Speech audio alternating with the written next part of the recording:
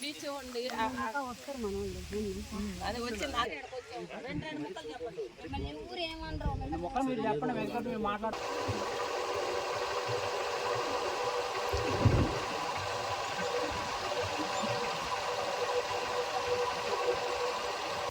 ఎవరు రారని భయపడుతుంటారు పాపం మీరు ధైర్యం తెచ్చుకుంటే రావడానికి ఇంకా ఉండరు 100 మంది వెనకాల అది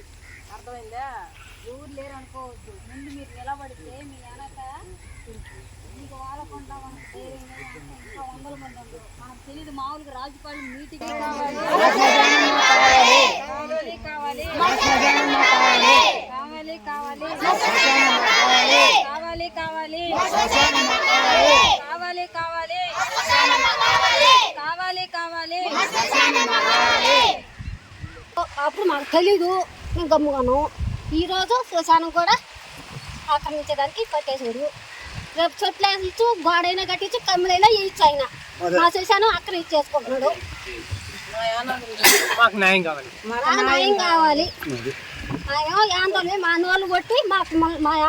శ్మశాన్ని ఆక్రమించేస్తున్నాడు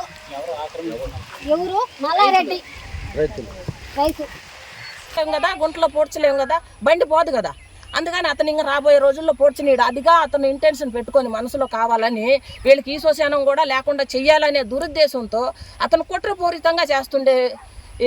ఇదిని ఆపాలని ఎమ్మెల్యే గారిని ఎంఆర్ఓ గారిని ఎంపీడీఓ గారిని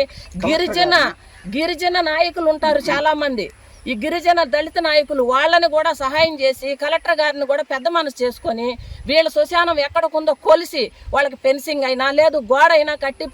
ఇలాంటి మళ్ళీ ఉత్తరోత్తర పునరావృతం కాకుండా వాళ్ళకి సహాయం చేయవలసిందిగా దీనికి శాశ్వత పరిష్కారం వెతికి చూపించవలసిందిగా నేను పెద్దవాళ్ళని గవర్నమెంట్ అధికారులని కలెక్టర్ గారిని అందరినీ కోరడం అయిందండి. ప్రతి ఒక్కరూ శ్మశానాన్ని ఆక్రమించి ఎవరేం బాగుపడలేదు అందరూ అశాశ్వతం ఈ గిరిజనులు ఏం అనలేరని వాళ్ళ ఒక అరకర పొలాన్ని ఆక్రమించుకొని దాన్ని సాగుబడి చేసుకుంటూ ఉంటారు కొంచెం ఒక 2 బార్లు ఉంటే దాంట్లో కూడా బాటేసేదానికి ప్లాన్ చేస్తున్నారు కాబట్టి ప్రభుత్వం వారు కలెక్టర్ గారు ఎంఆర్ఓ గారు దీన్ని పరిశీలించి సర్వే చేసి వాళ్ళకి ఈ చుట్టూ ప్రహరీ కట్టిస్తారని విన్నవించుకుంటున్నాం.